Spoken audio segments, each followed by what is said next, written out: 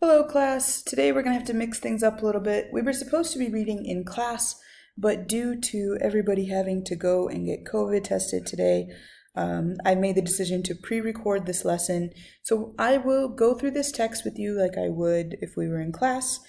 I will indicate, when you have to answer questions, just like I would in class. Feel free to pause the video so that you can answer those questions and then continue.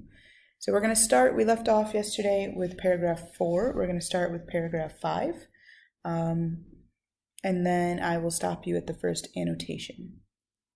Balboa, the gambling pig farmer, who, in an effort to escape his debt, has found himself at the very edge of the world.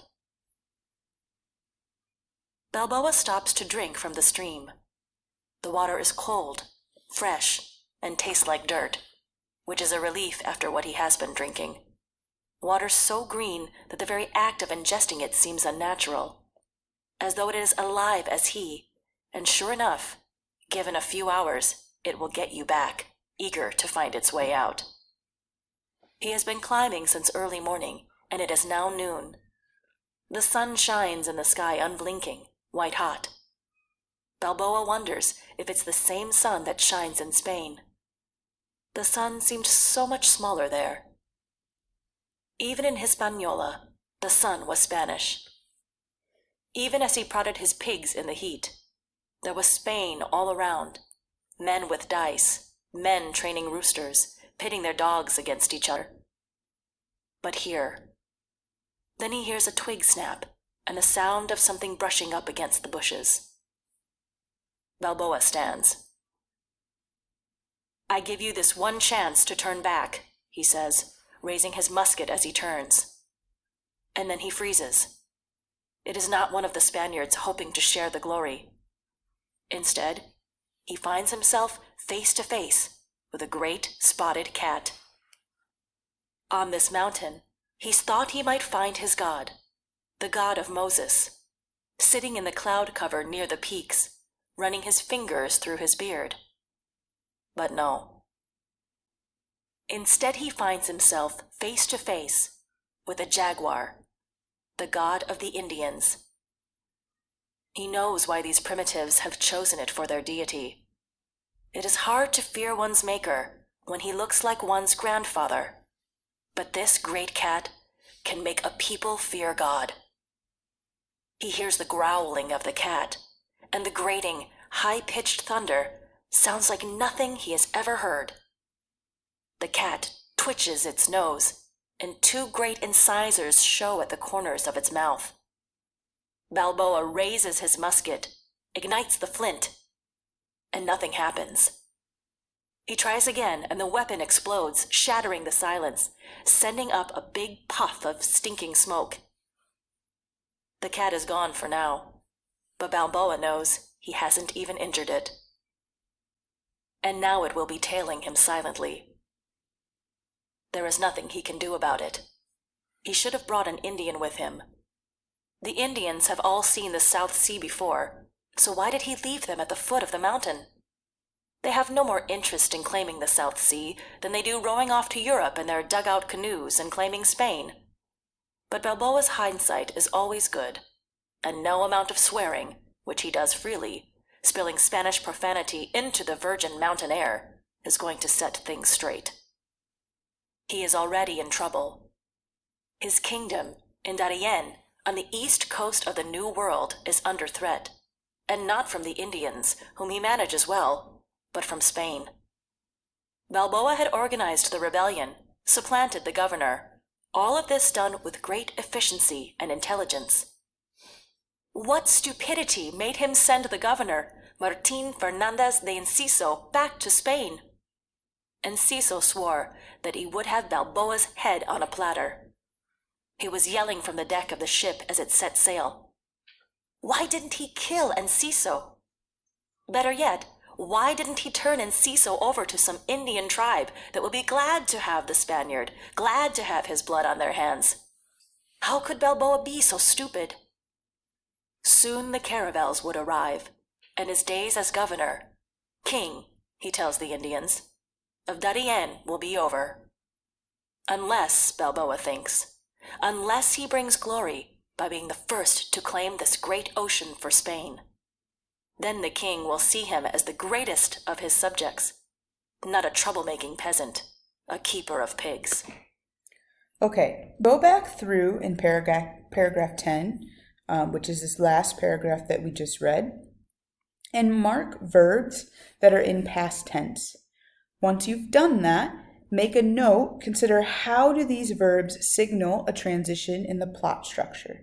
So in this paragraph, you're going to mark verbs in the past tense, and then indicate how do you think these verbs signal a transition in the plot structure.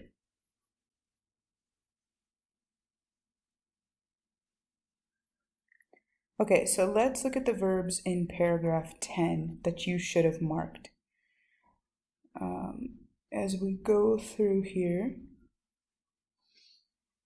Balboa had organized is the first one.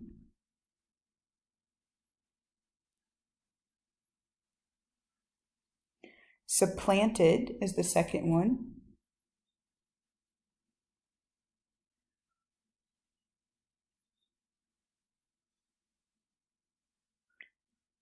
Made is the next one. And then send. And then swore and was yelling. Now, when we're talking about how these verbs signal a transition in the plot structure, the sudden switch to past tense indicates that we're in a flashback. So in the beginning, all of this is what he's doing. He's seeing this, he's doing this. And then it says he is already in trouble. And then it goes in and all of a sudden our verbs switch from the active present tense to past tense, which indicates what is the backstory to why he's in trouble. Unless that jaguar gets him first. Balboa looks nervously around. The only sound is the trickle and splash of the stream that he is following, which the Indians tell him leads to a large outcropping of rock from which he will see the new ocean. Insects swoop malevolently around his head. A yellow and red parrot watches him cautiously from a branch, first looking from one side of its jeweled head, then the other. Where is the jaguar?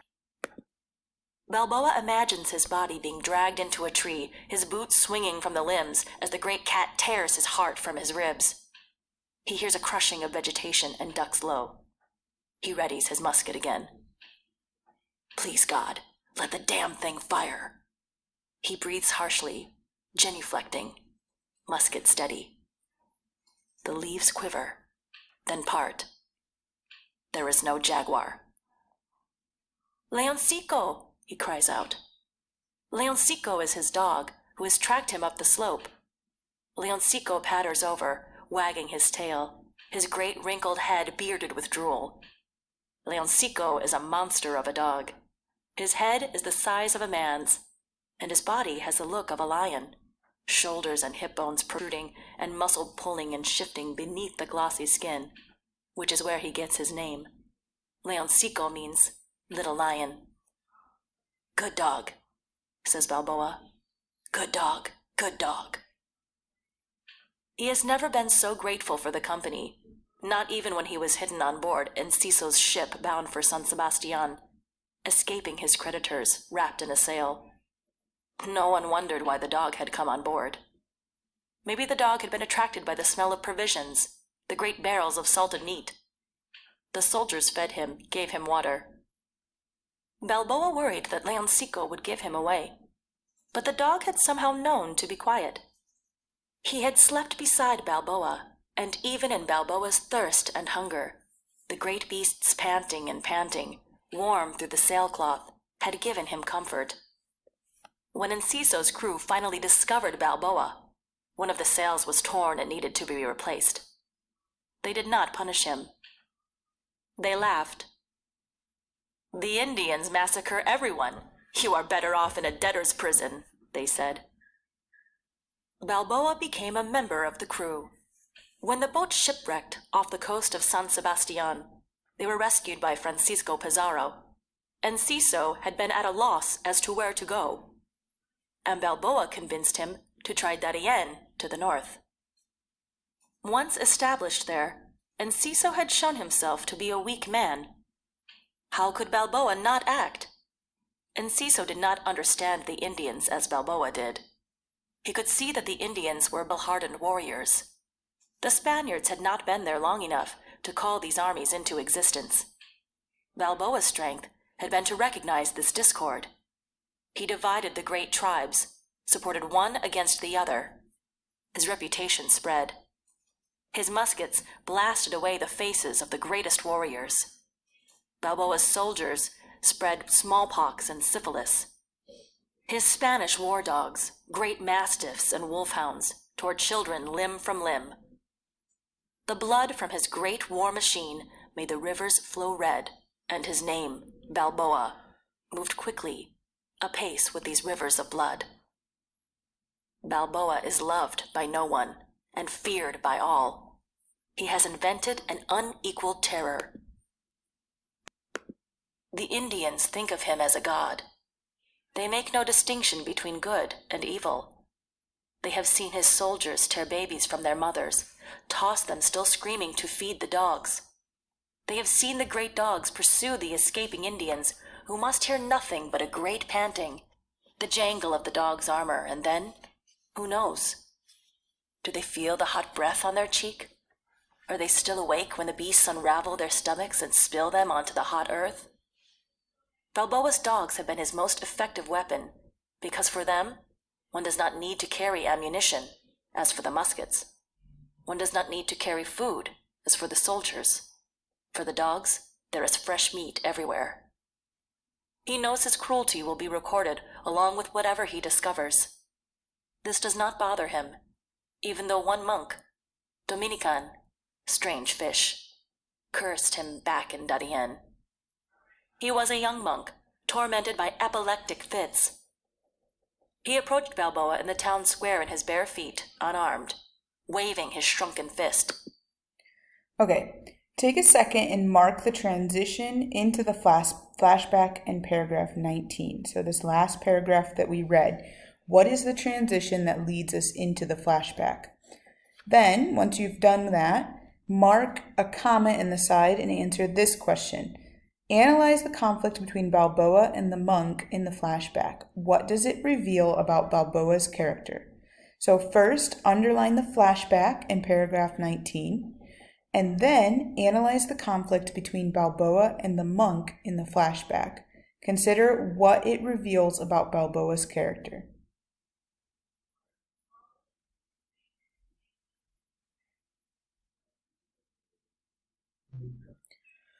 Okay, so in this paragraph, the transition is the third sentence.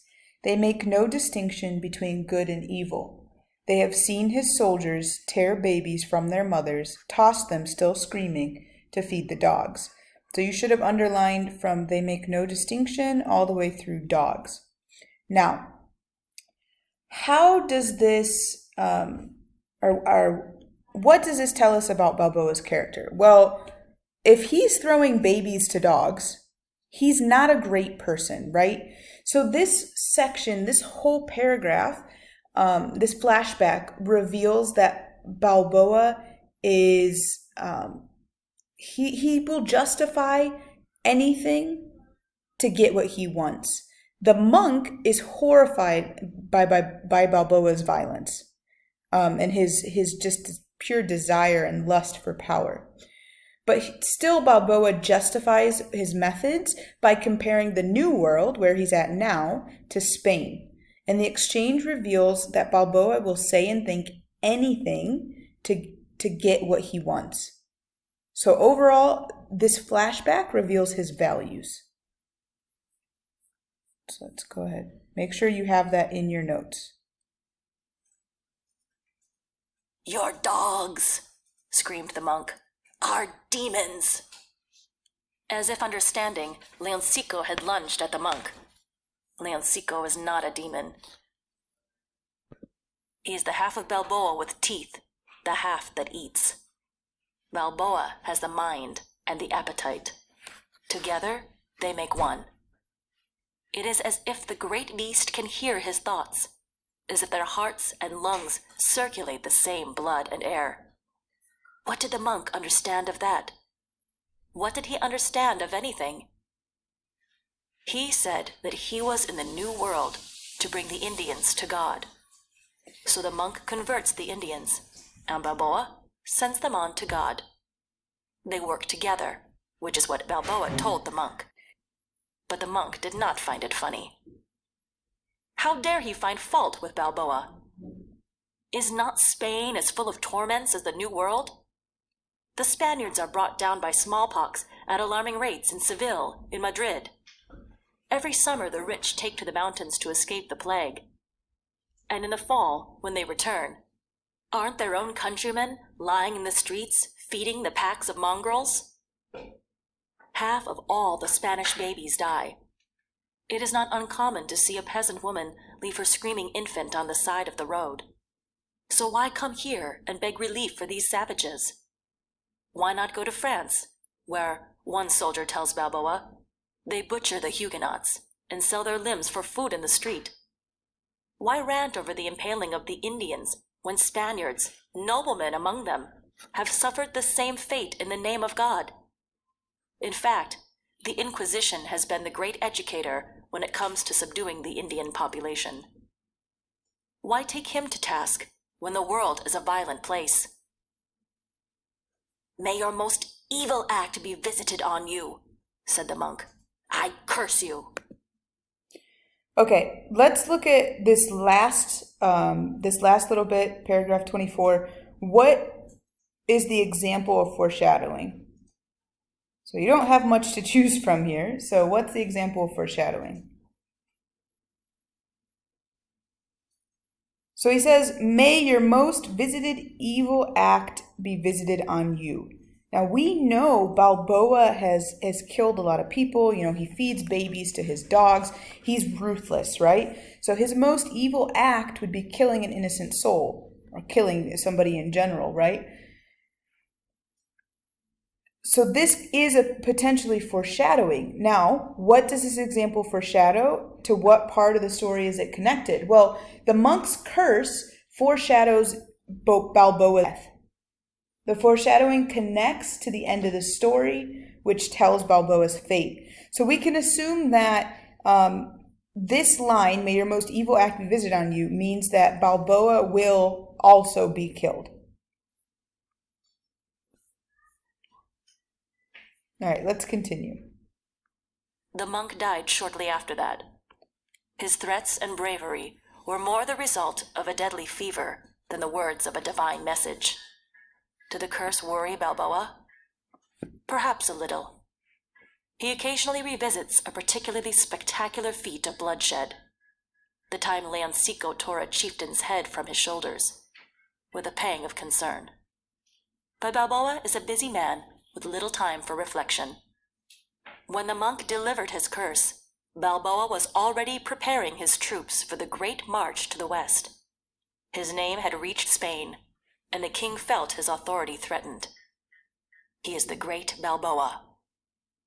But here, on the slope of the mountain, his name does not seem worth that much. He has to relieve himself and is terrified that some creature, jaguar, snake, spider, will take advantage of his great heaving bareness. Leoncico, he calls, at attention. Not that this command means anything to the dog. Leoncico knows attack, and that is all he needs to know. Leoncico looks up, wags his tail, and lies down, his face smiling into the heat. Balboa climbs onto a boulder. Here, he is exposed to everything. But if that jaguar is still tracking him, he can at least see it coming. He sets his musket down and listens. Nothing. He loosens his belt and is about to lower his pants when he sees it. The flattened glimmer, a shield, the horizon. He fixes his belt and straightens himself. He stares out at the startling bare intrusion. This beautiful nothing beyond the green tangle of trees. The Mar del Sur, the glory of Balboa, his gift to Spain. Balboa, having accomplished his goal, luxuriates in this moment of peaceful ignorance. He does not know that his days are numbered, that even after he returns to Darien with his knowledge of the South Sea, even after he has ceded the governorship to Pedro Arias Davila, even after he has promised Davila's daughter, he has not bought his safety. Davila will see that as long as Balboa lives, he must sleep with one eye open. With the blessing of Spain, Davila will bring Balboa to trial for treason, and on January 21st, 1519, Balboa's head will be severed from his shoulders. His eyes will stay open, his mouth will be slack, and his great head will roll in the dust for everyone, Indians, Spaniards, and dogs, to see. His eyes will... Okay, so go through paragraph 30, which is this last paragraph that we read, and mark the details that tell you what happens to Balboa. So what specific lines or phrases in this paragraph tell you what happened to Balboa?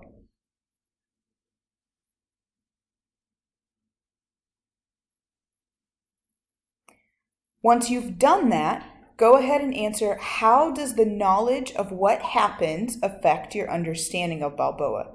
So first, go through this text, mark the details that tell you what happens to Balboa, and then consider how this knowledge of what happens affects your understanding of him. So pause the video and do that, and then we'll come back.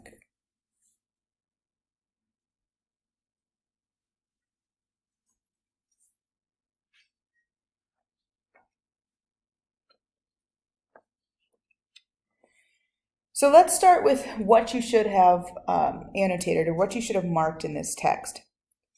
The first thing is, he has not bought his safety. This is the first phrase that you should have underlined. He has not bought his safety. Then, Davila will bring Balboa to trial for treason. Next, Balboa's head will be severed from his shoulders. His eyes will stay open. His mouth will be as slack, and his great head will roll in the dust. So these phrases, just in these sentences, so he has not bought his safety. Davila will bring Balboa to trial for treason, and Balboa's head will be severed from his shoulders, his eyes will stay open, his mouth will be slack, and his great head will roll in the dust. His great head will roll in the dust. Now, how does the knowledge of what happens to Balboa affect your understanding of him? Well, through this knowledge, the reader learns how Balboa's plan to achieve power and glory backfired, and he ends up dying as violently as he killed. So he killed all of these people and all of these children with great violence, and there's irony in the fact that he then was killed. So this ending refines the reader's understanding of theme, suggesting that arrogance and lust for power do not pay. So when we talked about possible themes earlier, we talked about how character. We talked about how Balboa was very arrogant and he was very power hungry, right? So now this ending helps show us that arrogance and lust for power are not the way to success, which will end up being a theme of this story. All right, so that is it for class today. When you come back in a week and a half, what we're going to do is some activities with Balboa. You will have a project next week. So please do not forget this story, because we will be using it for most of next week. I hope you guys have a great weekend. Hopefully you don't face long testing lines for COVID, for those of you that are potentially coming back to school on Sunday, as we all tried to get tested in the next day. So have a great weekend, guys. I will see you in a week and a half.